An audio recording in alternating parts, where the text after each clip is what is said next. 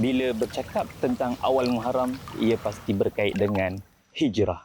Jadi tuan-tuan dan puan-puan, apakah yang dimaksudkan dengan erti hijrah yang sebenar? Jadi pada video kali ini, insya-Allah saya akan berkongsi tentang erti sebenar hijrah yang perlu dilakukan oleh setiap seorang Muslim. Dalam sebuah hadis yang disebut oleh baginda Nabi SAW, kata baginda Nabi, wal muhajiru man hajara ma nahallahu anhu, yang bermaksud orang yang berhijrah ialah mereka yang berhijrah meninggalkan setiap perkara yang dilarang oleh Allah Subhanahu Wa Taala. Maka tuan-tuan dan puan-puan, kalaulah diri kita sebelum ini kita terlalu cintakan dunia, maka berhijrahlah supaya cintakan Allah Subhanahu Wa Taala. Kalau sebelum ini kita malas, berhijrahlah kepada rajin. Kalau sebelum ini kita terlampau fokus dengan pangkat, harta, maka berhijrahlah untuk mencintai Rasulullah sallallahu alaihi wasallam. Kalau sebelum ni kita tamak, maka berhijrahlah untuk menjadi seorang yang pemurah. Baik, tuan-tuan dan puan-puan, erti hijrah yang sebenar bukanlah berpindah dari satu tempat ke satu tempat. Itu betul, tetapi itu hanyalah amalan fizikal. Yang Allah ingin lihat adalah rohani kita. Sebab setiap seorang daripada kita dikurniakan nafsu. Iaitu nafsu ini mempunyai pelbagai tingkatan. Dan setiap manusia ini nafsunya terdorong untuk melakukan nafsu ammarah bisu. Nafsu yang mendorong untuk buat benda yang tak elok. Maka setiap daripada kita haruslah berhijrah, berjuang untuk meningkatkan nafsu ini tadi sehingga meningkat kepada nafsul lawamah.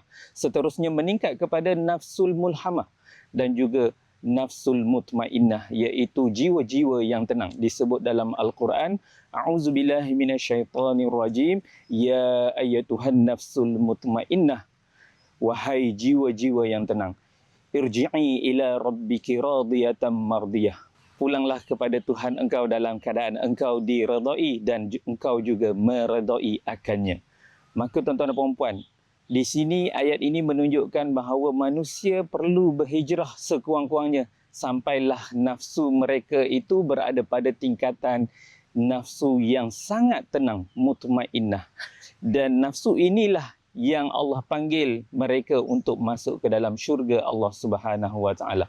Ulama sepakat bahawa orang yang ahli syurga ini nafsu mereka adalah nafsul mutmainnah. Baik tuan-tuan dan puan-puan, kalau ikutkan peristiwa hijrah ini tiada kaitan dengan awal Muharram, sebab baginda Nabi SAW berhijrah pada bulan Safar.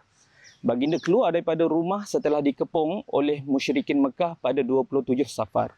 Kemudian bermalam pula di Gua Sur 3 malam dan akhirnya 1 Rabiul Awal barulah baginda meneruskan perjalanan daripada kota Mekah ke kota Madinah dan tiba di kota Madinah pada 12 Rabiul Awal. Namun bagaimana pada hari ini awal Muharram disebut sempena peristiwa hijrah? Ia sangat berkait dengan apabila ketika zaman Saidina Umar Al-Khattab. Saidina Umar Al-Khattab radhiyallahu taala anhu, waktu itu ketika pemerintahannya beliau ingin melaksanakan, menyelaraskan satu takwim ataupun kalender Islam. Maka pada ketika itu beliau telah memilih ambillah permulaan itu setelah berakhirnya bulan haji, bulan Zulhijjah. Maka bila berakhir kemudian bermulalah Muharram dan daripada itulah permulaan kalender hijrah, kalender Islam kita pada hari ini. Maka tuan-tuan dan puan-puan, baginda Nabi SAW juga menyebut dalam sebuah hadis yang lain, al-kayyisu man dana nafsahu wa amila lima ba'dal maut. Baginda Nabi mengatakan orang yang bijaksana dan cerdik ini adalah mereka yang merendahkan diri dan mereka beramal untuk hal-hal selepas kematian mereka. Maka pada akhir 1447 Hijrah ini, sama-sama kita tutup dengan amal kebaikan dan ketika bukanya 1448 Hijrah, kita buka juga dengan kebaikan.